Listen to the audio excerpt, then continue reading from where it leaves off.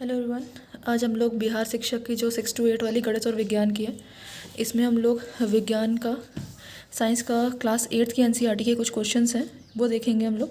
सबसे chapter wise मैं कराने जा रही हूँ। इसमें चैप्टर 1 का है फसल उत्पादन और प्रबंधन, जिसका नाम है क्रॉप मैनेजमेंट वाला। तो इसका पहला क्वेश्चन जो है, खरीफ फसल के लिए सबसे उपयोगी ऋतु कौन सी होती है। तो खरीफ फसल के लिए जो सबसे उपयोगी ऋतु होती है वो आपकी वर्षा ऋतु होती है। इसको अप्रैल से मई के बीच में बोया जाता है। और इसकी जो मेन फसल होती है, जो मेन फसलें होती हैं वो होती हैं धान, मक्का, ज्वार, बाजरा, तूर, और जितनी दाल होती है कपास, जूट, मूंगफली, सोयाबीन, ये सब इसकी जो खरीफ में फसल के बीच में आती हैं। फिर नेक्स्ट क्वेश्चन जो है हमारा वो है रबी फसल के लिए उपयोगी समय अंतराल कौन सा होता है। तो रबी फसल के लिए जो होता है ये अक्टूबर से उसमें रबी जो होती है वो अक्टूबर में बोई जाती है और मार्च में जाके ये काट ली जाती है।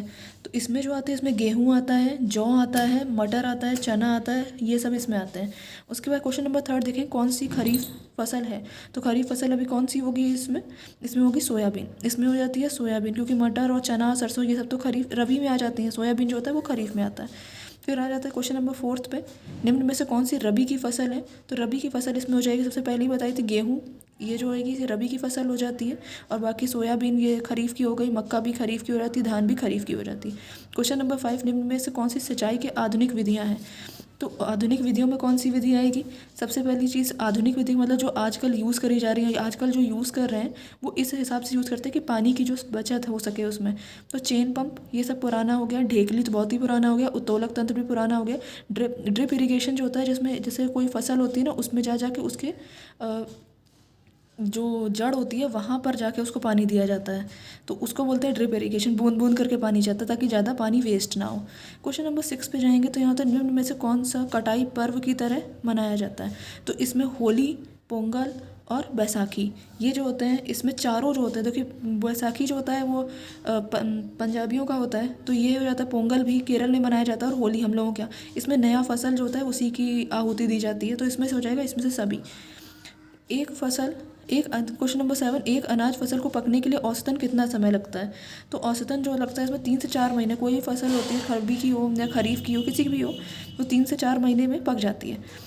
क्वेश्चन नंबर 8, निम्न में से सिंचाई तंत्र में जल व्यर्थ नहीं किया जाता है। अब देखिए वही क्वेश्चन आ गया इसमें, कौन सा में जो होता है जल व्यर्थ नहीं करा जाता है। छिड़काव तंत्र, ड्रिप इरिगेशन, उत्तोलक तंत्र और चेन पंप। तो इसमें ड्रिप इरिगेशन होता है जिसमें बूंद बूंद करके उसकी जो जड़ होती है वहीं पर पानी दिया जाता है।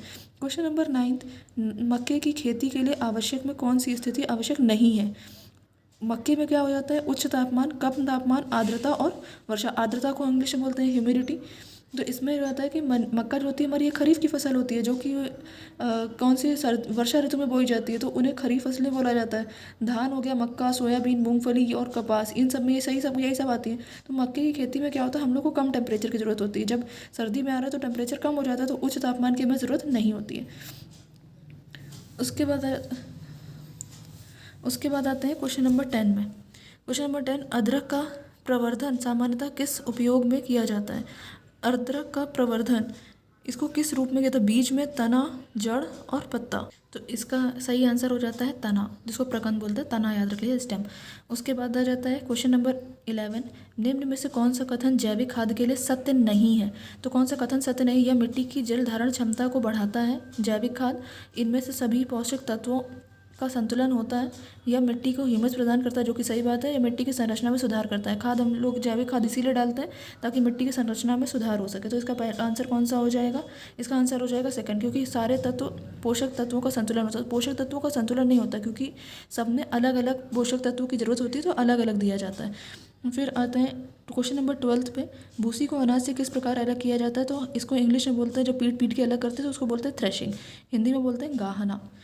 क्वेश्चन नंबर 13, निम्न में से कथनों को पढ़े, बीजों के अंकुरण के लिए नमी की आवश्यकता होती है। सही बात है, जब तक पानी नहीं पड़ेगा तब तक उसमें स्प्राउट्स नहीं आते हैं। फिर आ जाते हैं पौधे पोषक तत्वों के अधिकतर घुले ही रूप में अवशोषित करते हैं। यही बात सही है, घुले अधिकतर करते हैं।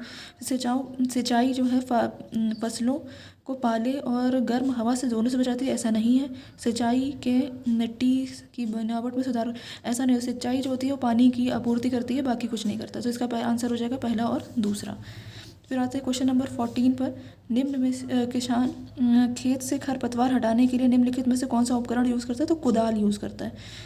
फिर क्वेश्चन नंबर 15, उर्वरकों के लिए निम्नलिखित में से कौन सा कथन सत्य नहीं है? वे उपज बढ़ाते हैं, ये बात सच है, तभी उर्वरक डाले जाते हैं। फर्टिलाइजर्स तभी डाले जाते हैं जब उपज बढ़े। इनके अत्यधिक उपयोग से मिट्टी के पोषक तत्व में संतुलन बिगड़ जाता है, ये बात सच है कि ज़्यादा फर्टिलाइजर्स यूज़ करने से मिट्टी जो होती है एसिडिक या फिर बेसिक हो जाती है। फिर आगे देखते हैं, इनके उपयोग से आमतौर पर कम मात्रा में किया जाता है, ये बात सच है कि जितना नीडेड है उतना ही दिया जाएगा। ये पर्यावरण के अनुकूल है, ये ऐसा नहीं है पर्यावरण के अनुकूल नहीं होते हैं, ये तभी जैविक खाद की तरफ हम लोग जा रहे हैं।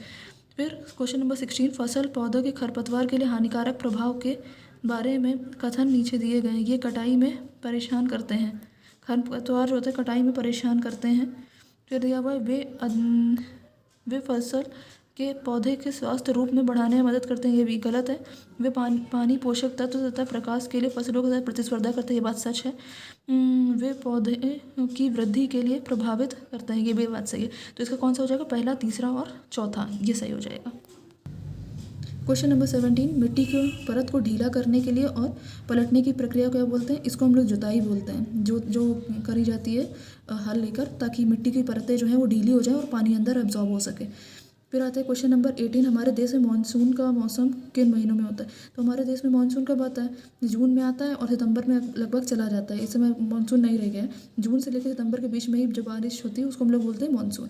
क्वेश्चन नंबर 19, सिंचाई की वह प्रणाली जिसमें पौधों में जड़ के पास बूंद बूंद करके पानी दिया जाता है, कि मैंने अभी आपको 3 बार बताया कि ये क्या होता है। इसका आंसर आप बताइए मुझे ज़रा, क्या होता है?